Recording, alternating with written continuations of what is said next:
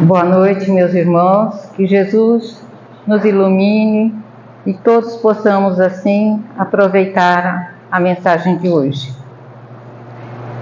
Muitas vezes, nós colocamos culpas dos nossos insucessos, das nossas fraquezas, das nossas dificuldades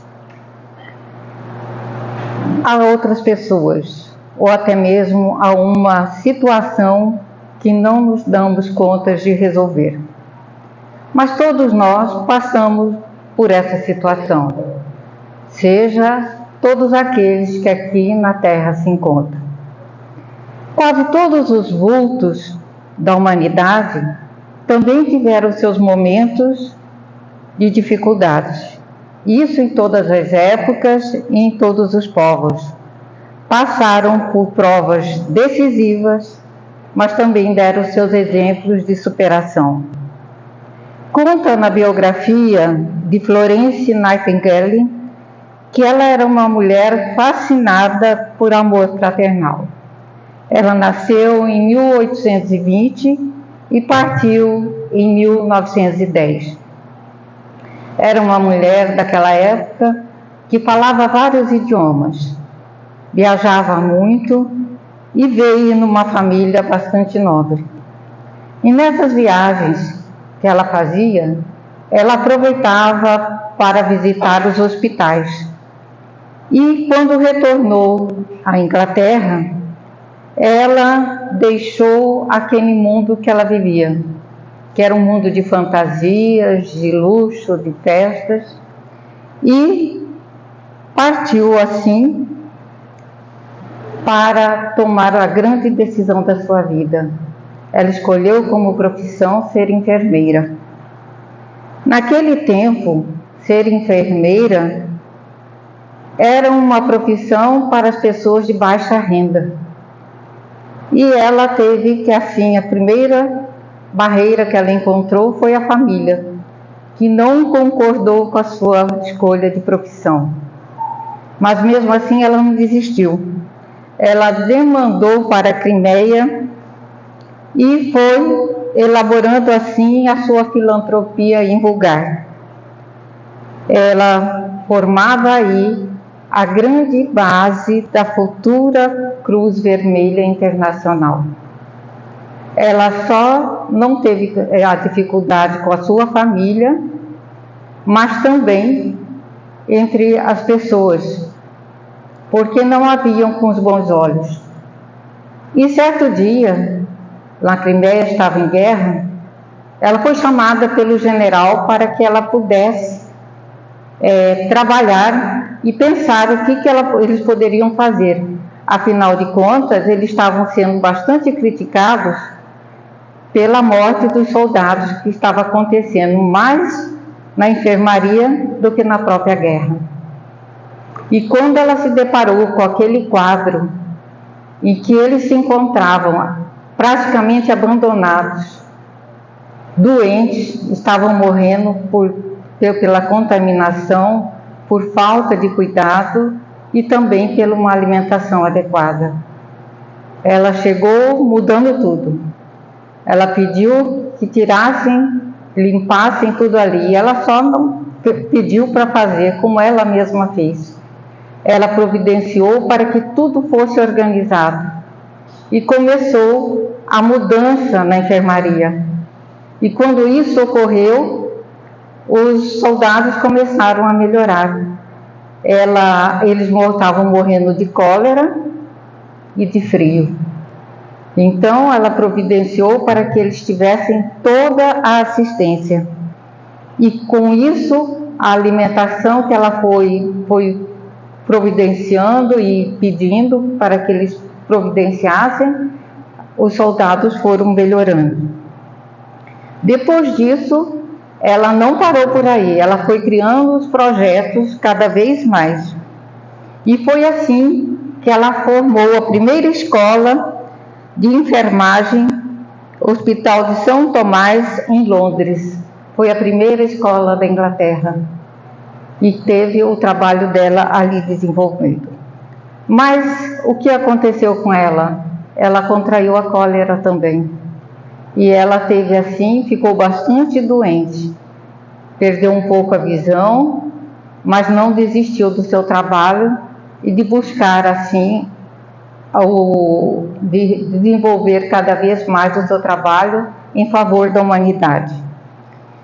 E ela trabalhando até os últimos momentos da sua vida, fazendo palestra, aonde ela fosse, ela levava a mensagem. E não foi à toa que ela recebeu o apelido a Dama da Lâmpada, porque todas as noites ela percorria as enfermarias, olhando um por um, com a sua lanterna na mão, para que pudesse observar como eles se encontravam. Esse foi um grande exemplo. Mas nós também temos outros exemplos, aqui mesmo do Brasil. Quem já não viu falar em Ana Justina Ferreira Nery, conhecida mais como Ana Nery, conhecida também como a mãe dos soldados, mãe dos brasileiros, que ela desencarnou em 1980. Ela também era uma baiana, de uma família bastante rica, e ela ficou viúva muito nova de um militar, que deixou-a com 3 filhos, e ela prosseguiu educando esses filhos. Mas, quando eles ficaram adultos, eles foram chamados também para a guerra. E ela fez por opção, se dirigiu ao governo e disse que ela também gostaria de ir para a guerra, acompanhar os seus filhos. E foi autorizado para que ela pudesse se preparar como enfermeira e seguir com seus filhos para a guerra do Paraguai.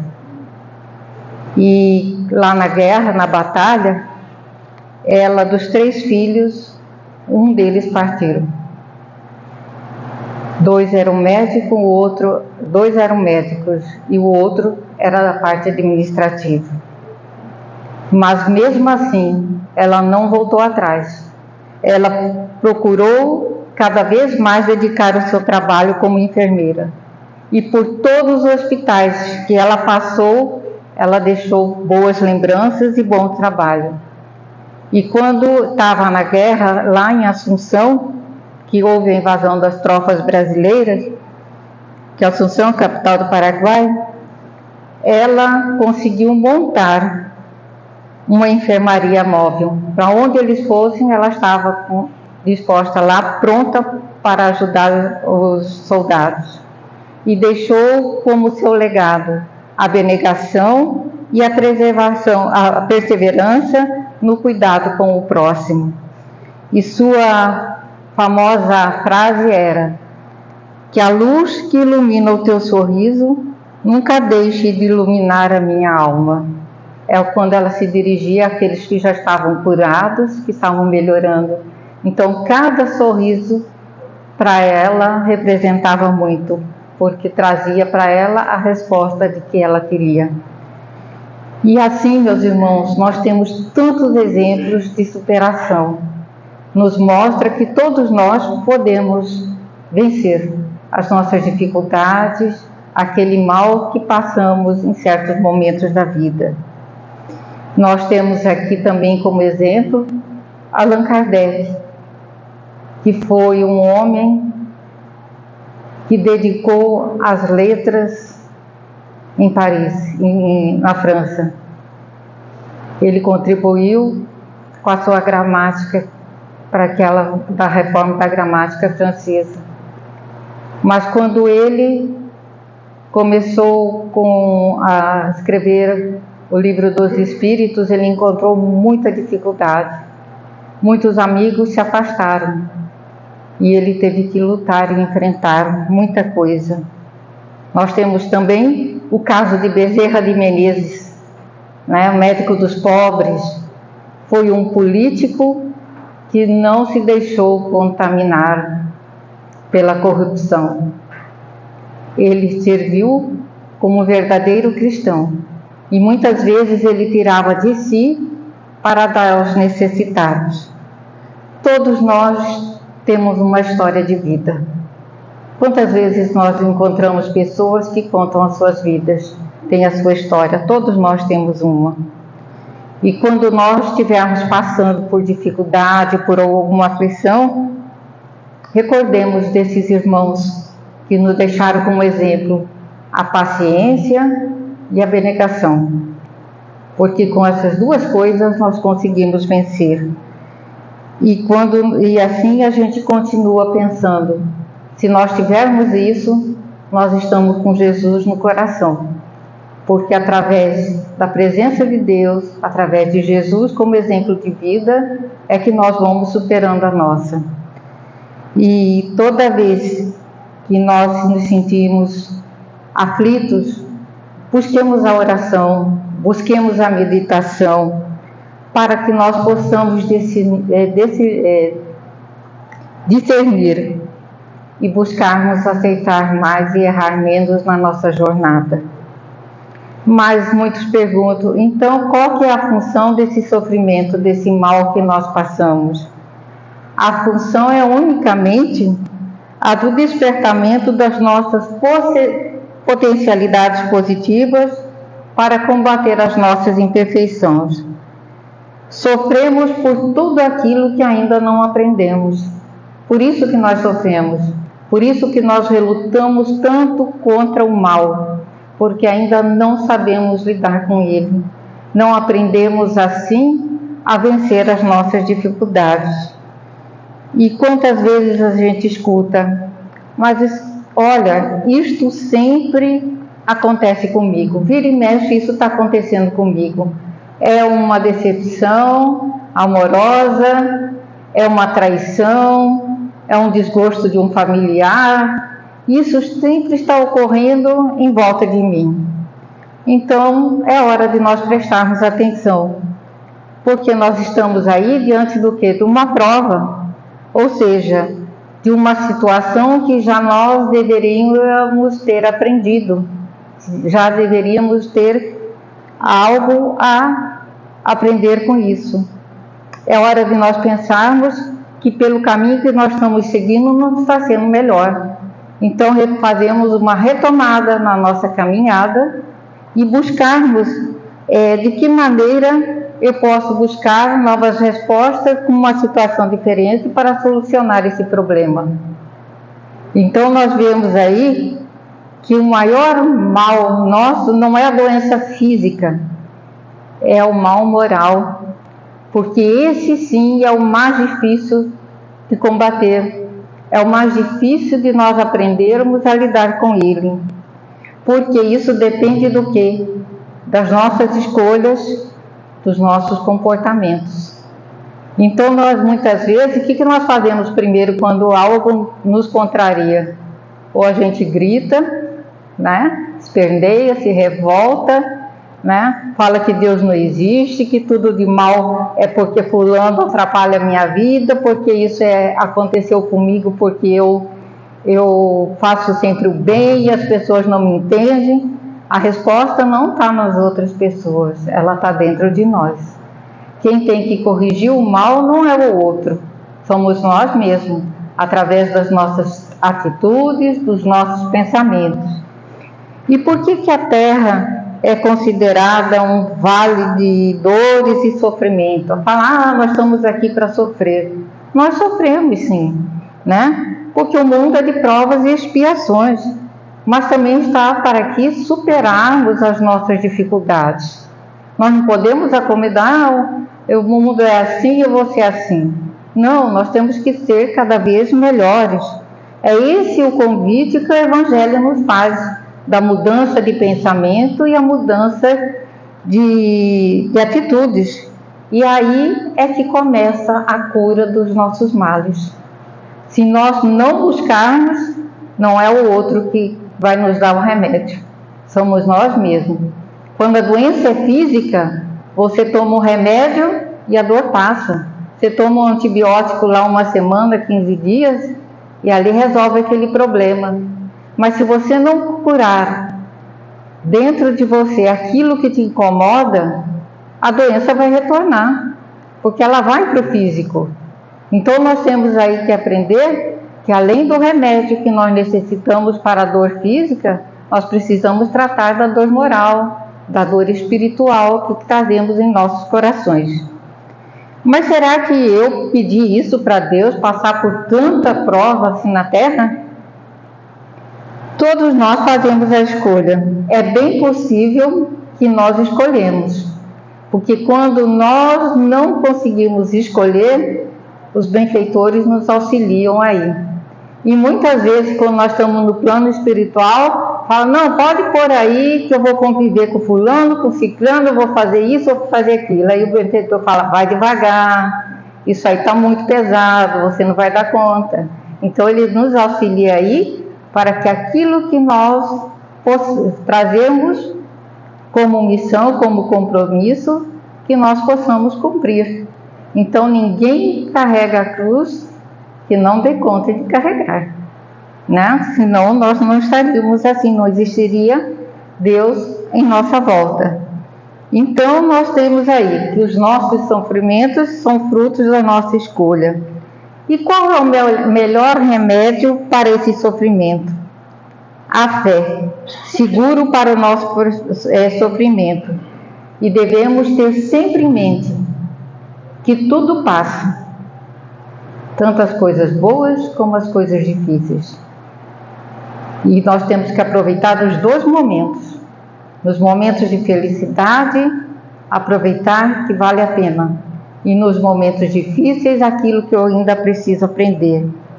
Porque aquele que crê em Deus, crê em si e na vida, ele é fortalecido pela fé.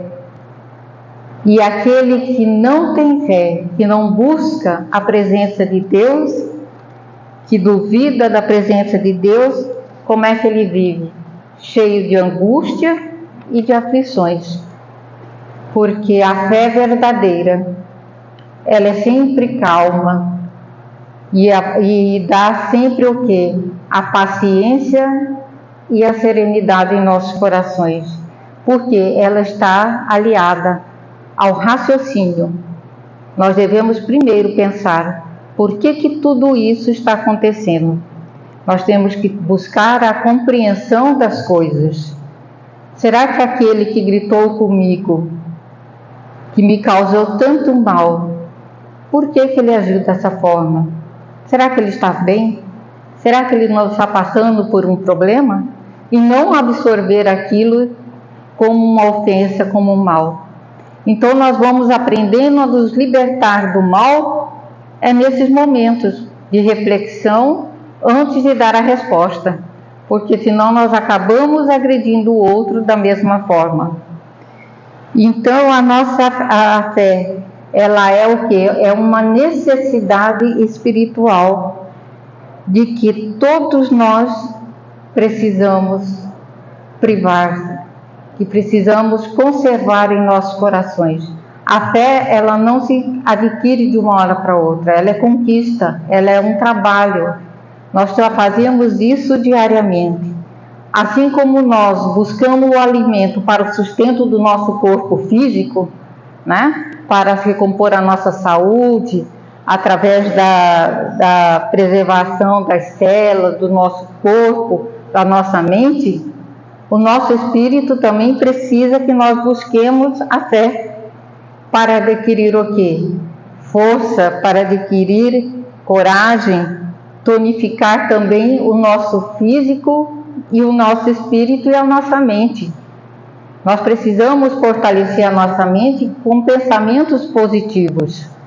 Precisamos, assim, diariamente buscar esse alimento.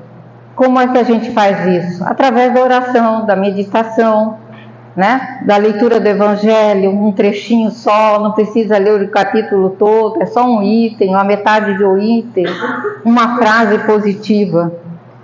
Então, e Joana de Ângeles também nos fala que então a maturidade nós vamos conquistando através dessas experiências, muitas vezes felizes, outras vezes ingratas. E ela explica ainda que quando o ser vai se tornando, adquirindo essa maturidade, e vai tendo essa estabilidade emocional, ele sabe lidar com a dor e também, diante do fracasso, ele não se deprime. Por que a gente fica deprimido? Porque nós não aprendemos a lidar com o sofrimento, com a dor e com o problema. E eu vi uma reportagem lá no aplicativo do Google, né, onde todo mundo busca tudo ali, né? E eu passando uma revista ali nas notícias e me deparei com uma publicação do dia 6/4/24, do senhor Sebastião Batista dos Santos, um homem comum como nós. Era um homem bastante simples. E ele foi entrevistado eles queriam saber a razão da sua longevidade. Ele está com 122 anos.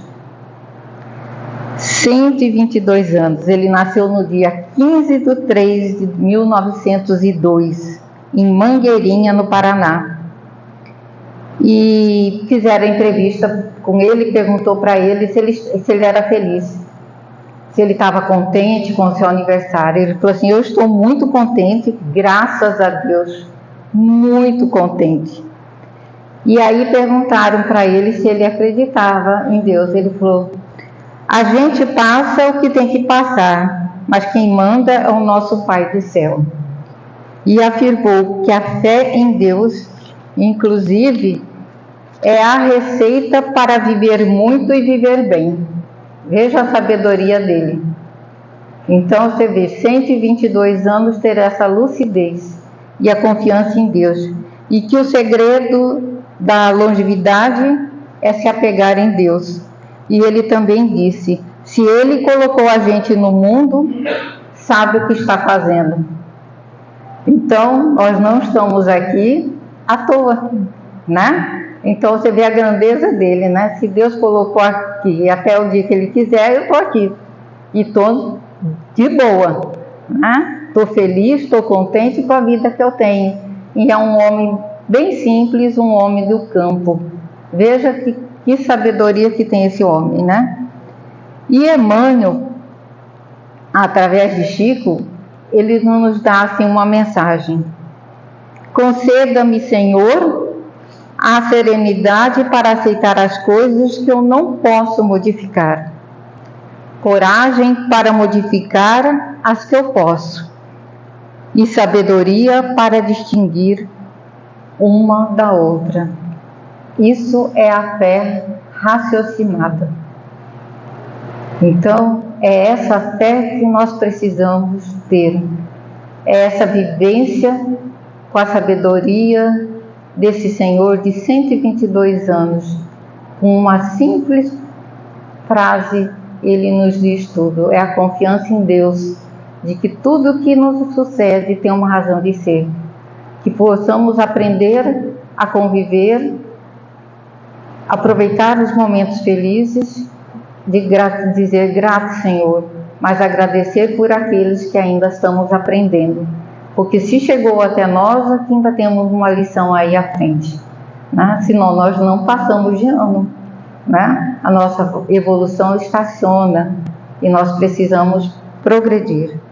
Desejamos a todos muita paz e que Jesus nos fortaleça em todos os momentos da nossa jornada. Vamos assim